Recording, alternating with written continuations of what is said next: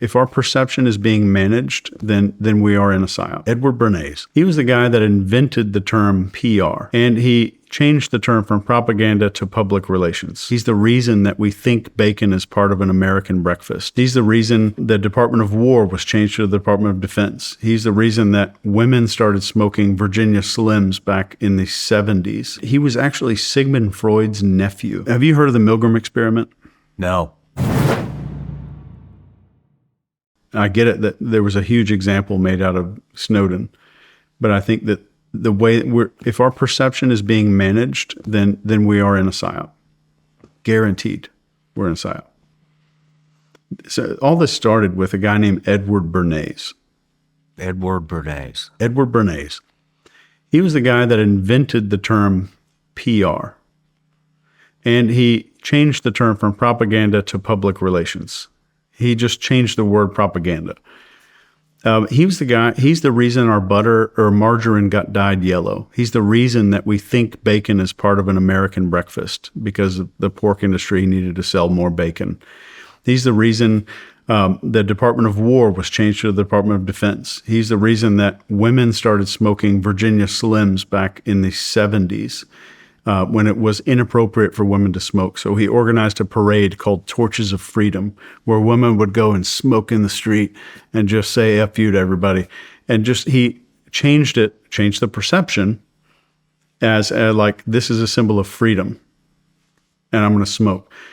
So he was the biggest propagandist probably in the last 400 or 500 years, like in the world. So he manipulated a lot of economic stuff. He had a lot to do with the United Fruit Company, which is down in South America, which you may have heard of in Panama. But this guy invented all of these processes to shape perception and change how people behave. And he was actually Sigmund Freud's nephew. And he wrote a lot about this propaganda stuff. And his best-selling book that he wrote about all of this is called Crystallizing Public Opinion. And in this book, he talks about grabbing a hold of somebody's focus, establishing some kind of authority. And I'm using my own words here, but it's the same exact process. So if you think of that FATE model that we talked about, FATE, focus, authority, tribe, and emotion, that's our hardware. There's another set of influencing factors for the human side of the brain, the software part. But that controls our hardware. And with everybody, we have all the same hardware, almost identical hardware. And that's all you need to take control of a human brain. It's like, can I establish the focus? Are they doing that with the UFOs? Did they harness our focus? Are there people of authority coming out? Is there a sense of tribe involved with that? There's UFO communities, there's the subreddits, but if I like a couple of UFO things on the internet, I'm going to get fed like crazy amounts of UFO stuff online. And then there's emotional stuff. And then we have like the emotional anticipation of some of these videos that says, John Smith is going live tonight at 7. He's going to expose everything, new secrets you've never heard before. And of course, nothing happens. Mm-hmm.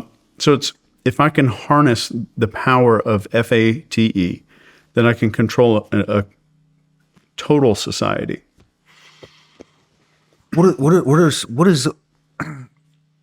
What's some of the most successful psyops you've seen conducted that are complete now? That you could maybe dive us in, that we could dive into and you could explain, from start to finish.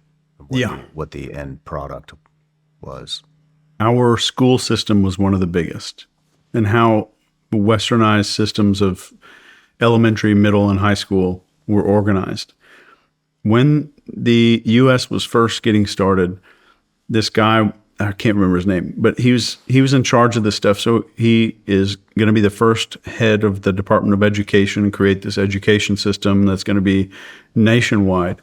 He goes and learns. He flies to Europe and learns from all these people who developed something called the Prussian education system, which in the Department of Education's founding documents, which were some written by this guy, was turn schools into factories that make good workers. I'm paraphrasing that, but the word factories was there. School is just a factory to manufacture people for the workforce and the people that are obedient and all of this. So the Prussian education system was meant so that workers were manufactured and people didn't question the king.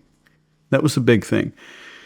So if I have to get a whole country to adopt a system that's probably not in your best interest, then I've got to do some work with PR. I've got to work with this Edward Bernays guy maybe, or I've got to do something to get people to adopt that belief. So this system was made, like standing up in the morning was the first thing we do every day. I pledge allegiance to the flag every day. And then we sit down, we're told what to do, where to sit. We don't really do a lot of creative thinking. Can you memorize this and can you spit it back out? Can I teach you this one thing? Can you spit it back out? Let me teach you geometry so you can cut wood or so that you can square off a corner when you become a kitchen remodeling guy, whatever that is. The adoption, the way that our country adopted that is one of the most successful psyops ever.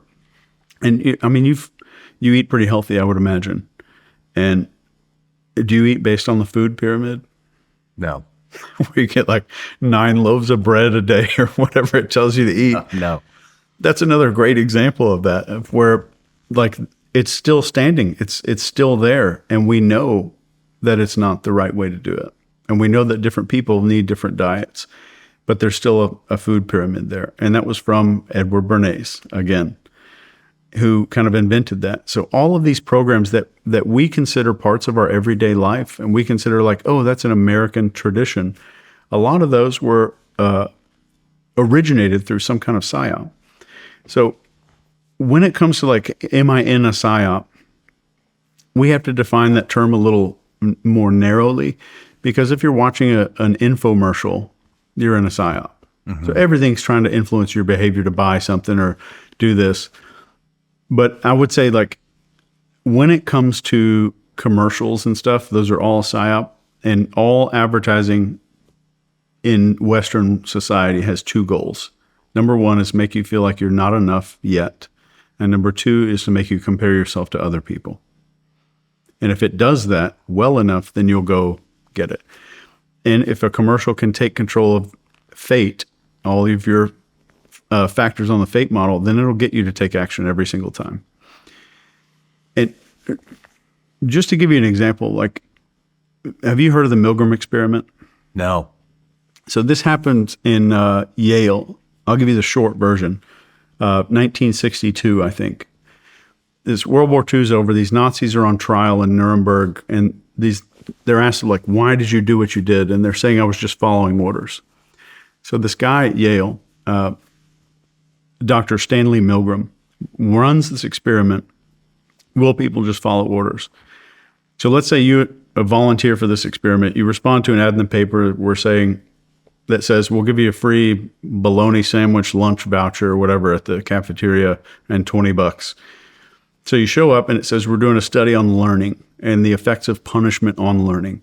So I think I do know about this. Is this the shock thing? Yeah. Go ahead. So they've essentially got a guy in the room right beside you, strapped up to a machine that's going to shock him. And they sit you down at a machine, and your job is to read off some words. And when he gets a question wrong, you shock his ass. And then you move the shocker up, shock him higher voltage for every wrong answer. You keep moving it up. And at the end of this little shocking machine, it says 450 volts, XXX, danger, severe shock. 2/3 of the way through this shocking thing, the guy in the other room, you can hear him screaming, you can hear him yelling when you shock him because the thing's painful. He's an actor. He's not ever getting shocked.